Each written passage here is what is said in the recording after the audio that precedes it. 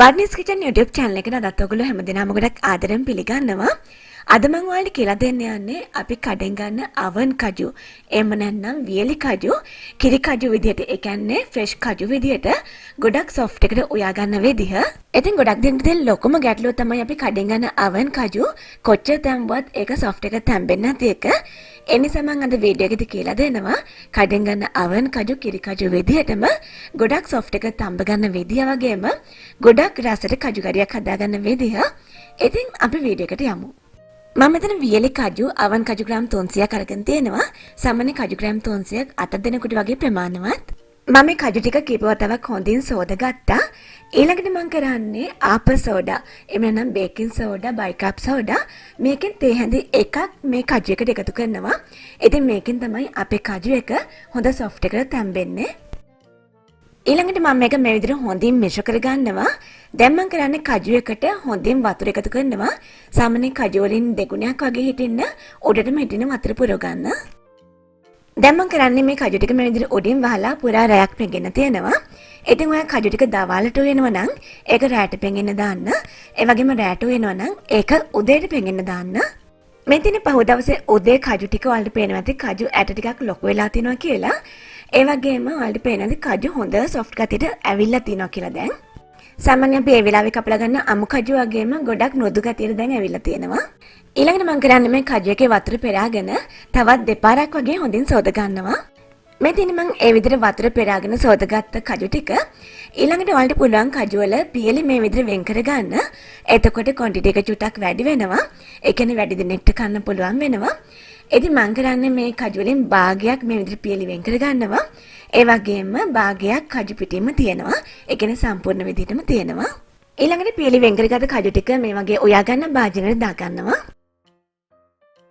දැන් මම කරන්නේ මේ කජු එකට මිරිස් කුරු තේ හැඳි භාගයක්, කහ කුරු තේ හැඳි කාලක්, ඒ වගේම ලුණු කුරු තේ හැඳි භාගයක් එකතු කරලා ඊළඟට කජු වල උඩටම වැහෙන වතුර දාලා පැය භාගයක් වගේ තඹ ගන්නවා. සාමාන්‍යයෙන් පැය භාගයක් වගේ අධි කජු ටික හොඳින් තැම්බෙනවා.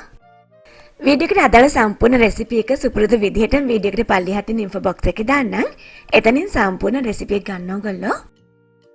ලිපේ ගින්දර මධ්‍යම මට්ටමේ තියාගන්න. ඒ වගේම ලිපේ තියෙනකන් මේ විදිහට කීප වතාවක් ඇරලා හැඳිගා ගන්න.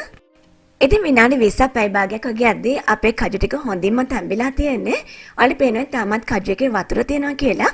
ඉතින් මේ තඹගත වතුර එකේ තමයි හොඳම රසය තියෙන්නේ. ඒ නිසා අපි කජු කරියක රසට හදාගන්න මේ වගේ තඹගත වතුර ටිකකුත් ඉතිරි කරගන්න. ඔයාලට පේනවා අපේ කජු හොඳින් තැම්බිලා තියෙනවා කියලා. අපි සාමාන්‍ය කෙනෙක් පිටි වෙන තැම්බෙනවා කියලා. අන්න ඒ මට්ටම තැම්බිලා තියෙනවා ඔයාලට පේනවා ඇති. දැන් මම කජු ටික ලිපෙන් ඉවත් කරලා කජු වතුරත් එක්කලම වෙනත් භාජනයකට මාරු කරගන්නවා මේ විදිහට. ඉතින් ඔයාලට ආයෙත් මතක් කරනවා කජු ටික තඹ ගද්දී වතුර හින්දෙන්නම තඹ ගන්න එපා. දැන් මම යන්නේ කජු කඩේක හදාගන්න. ඒකට මේ වගේ භාජනයක් ලිපෙන් තියලා පොල් තෙල් මේ සඳි එකක් එකතු කරා. පොල් තෙල් ටික හොඳින් රත් වුණාට පස්සේ අබ තේ හැඳි කාලක් වගේ එකතු කරනවා. ඊළඟට මම මෙතන අරගෙන තියෙනවා දෙකට පලාගත්ත අමු මිරිස් කරත් තුනක්, හීනෙට ලියාගත්ත ලුණු ටිකක්, ඒ වගේම වියලි මිරිස් ටිකක්, රම්පි කරපිංචා සහ සුදු ලුණු. අබ ටික හොඳින් තෙලත් එක්ක පිපුරුවාට පස්සේ මම මුලින්ම සුදු ලුණු දාලා හොඳින් බැදෙන්න ඉඩ හරිනවා. සුදු ලුණු යාන්තමේ රණන් පාටට බැදීගෙන එද්දි මම හීනෙට ලියාගත්ත ලුණු එකතු කරනවා. එකතු කරලා ඒකත් චුට්ටක් බැදෙන්න ඉඩ හරිනවා.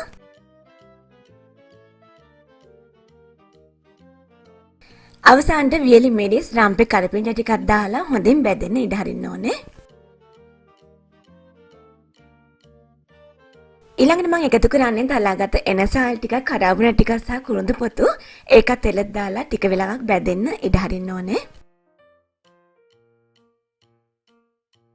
ඒ අතරේ මම හොඳ ඔග පොල් කිරි කෝප එකමාරක් වගේ මේ වගේ භාජනයක දාගන්නවා. ඒ අතර මම කිරියකට ඔලුහල් තේ හැඳි 8න් එකක වගේ ප්‍රමාණයක්, ගම් මිරිස් කුඩු තේ හැඳි භාගයක්, ඒ වගේම කොත්තමල්ලි කුඩු මිරිස් කුඩු තේ හැඳි භාගයෙන් එකතු කරනවා. ඒ වගේම කරි පවුඩර් තේ හැඳි කාලක් එකතු කරනවා. කහ කුඩු තේ හැඳි කාලක් එකතු කරනවා. එකතු කළා මේ විදිහට හොඳින් මිශ්‍ර කරනවා. මම මේක ලුණු එකතු කරන්නේ නැහැ. මොකද කජු තැම්බෙ ලුණු එකතු කරලා අවසානයේ ලුණු බල්ලා තමයි ලුණු එකතු කරන්නේ. ඊළඟට මම කරන්නේ පොල් කිරි මිශ්‍රණය ටෙම්පරාදුරේ මේ විදිහට හොඳින් එකතු කරලා හොඳින් මිශ්‍ර කරනවා. ඊළඟට පොල් කිරි ටික හොඳින් උතුරනකම් මේ විදිහට හැඳි ගාමින් තියාගෙන ඉන්න ඕනේ. පොල් කිරි හොඳින් උතුරද්දි මම ඒකට තඹගත කජු ටික සහ කජු වතුර ටික එකතු කරනවා. එකතු කරලා හොඳින් මිශ්‍ර කරනවා. ඉතින් ඔයා මේ වගේ වැදගත් අලුත් වීඩියෝ මිස් නොකර නරඹන්න කැමති නම් මේ වීඩියෝ එකට යටින් තියෙන subscribe button එක සහ ඒ ළඟින්ම තියෙන bell icon එක click කරන්න. ඒ වගේම මේ වීඩියෝ එක වැදගත් කියලා හිතෙනවා නම් තවත් කෙනෙක්ට බලන්න share කරන්න. කජු කරි මේ වගේ චුට්ට වෙලාවක් ඔයාගෙන ඊළඟට ලුණු බලලම ලුණු ටිකක් එකතු කරලා ඒක වගේ රසය අනුව එකතු කරන්න. ඊළඟට මේක උඩින් වහලා අඩු ගෙන්දරේ උයා ගන්න ඕනේ. ඒ අතර කීප වතාවක් මේ විදිහට හොඳින් හැඳගා ගන්න පරිස්සමෙන් කජු කැඩෙන්නේ නැති වෙන්න. සාමාන්‍ය විනාඩි 10ක් 15ක් කජු කඩේක උයාගද්දී ඒක අවශ්‍ය මට්ටමට එනවා. ඉතින් මට පේනවාද කජු කඩේකේ තාමත් මේ විදිහේ ග්‍රේවි ගතියක් තියෙනවා කියලා. මම අන්න ඒ වෙලාවේ අමු මිරිස් ටික එකතු කරනවා. අමු මිරිස් දැන් තමයි එකතු කරේ. ඊළඟට උඩින් වහලා තවත් විනාඩි කිහිපයක් උයා ගන්නවා. ඉතින් මට පේනවාද කජු කඩේ ග්‍රේවි ගතිය තාමත් තියෙන්නේ කොච්චරද කියලා. ඉතින් මෙන්න මේ මට්ටමේ ග්‍රේවි ගතිය තියදී අපි කජු එක ලිපෙන් ඉවත් කර ගන්න ඕනේ. මොකද කජු එක ලිපෙන් බැවට පස්සේ මේ ග්‍රේවි ගතිය, ඒ කියන්නේ මේකේ තියෙන ස්ටාර්ච් ගතිය එක්කලා එකට බැඳිලා ග්‍රේවි ගතිය හිඳිලා යනවා. ඒ නිසා මෙන්න මේ මට්ටමට තියදී කජු කඩේ ලිපෙන් ඉවත් කර ගන්න.